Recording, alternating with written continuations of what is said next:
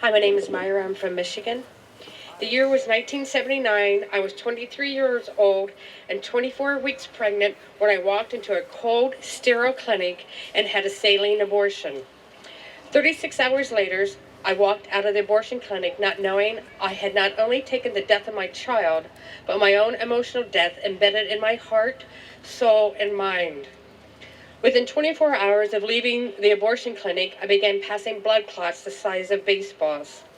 When I called the abortion clinic, they told me that they only performed the abortion and accepted no responsibility for what occurred after the abortion. After bleeding and passing clots for hours, I was taken to the ER, where I laid in a hallway on a gurney for what seemed an eternity. Doctors and nurses passed by me without even so much as a nod in my direction. I finally was able to get the attention of a nurse and ask her why it was taking so long for me to be seen.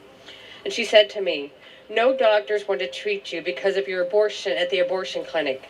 If something happened during your treatment, we would be held liable." I drifted off to sleep and woke when I heard a man's voice. He told me he was a doctor and he was going to help me, and I would be fine. He explained he needed to do a D&C to make sure the abortion was complete and to stop the bleeding. After the D&C, I was sent home with a heavy antibiotics and pain pills. I slept for 24 hours, got up, went to work like nothing happened. After my abortion experience, my life spiraled out of control. I did not realize it at the time, but I was grieving my aborted child through alcohol, drugs, and promiscuity. I got to a point in my life when I began to change. I stopped using drugs and alcohol. Deep within me, I was still in turmoil, but slowly I was beginning to be honest with myself and admitted my life wanted to be different.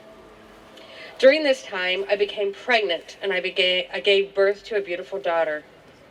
3 months after she was born, I was pregnant again.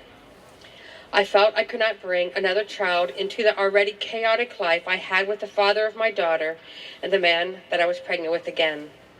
And out of desperation of not being able to handle life with another child, I had an abortion at 7 weeks.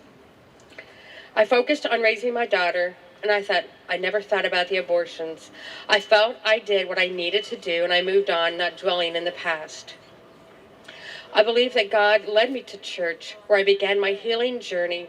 And it was through the counseling of a dear pastor and his wife, Bible studies, hands-on healing prayer, and God's unconditional love that I was able to slowly change my life and heal. I took classes to become a better mom. I wanted to give my daughter a better chance at life. Many years later, as I was working at a crisis pregnancy center, where I learned that the heart of a baby begins to beat at 21 days after conception. It was not until I spoke the words out loud that I realized the truth about my abortion, that I had been hiding in the shame of admitting it and how it truly affected me. I realized I had sacrificed my child's life for the right to continue my own. I participated in a Rachel's Vineyard retreat where I found the forgiveness that I had been seeking. And it is for all of my children that I speak out, for the children who cannot speak for themselves, for the children who have not been given the opportunity to become all that they were created to be. And it's for women who are being exploited by abortion for profit, and for the destruction of human life. And that is why I am silent no more. Thank you.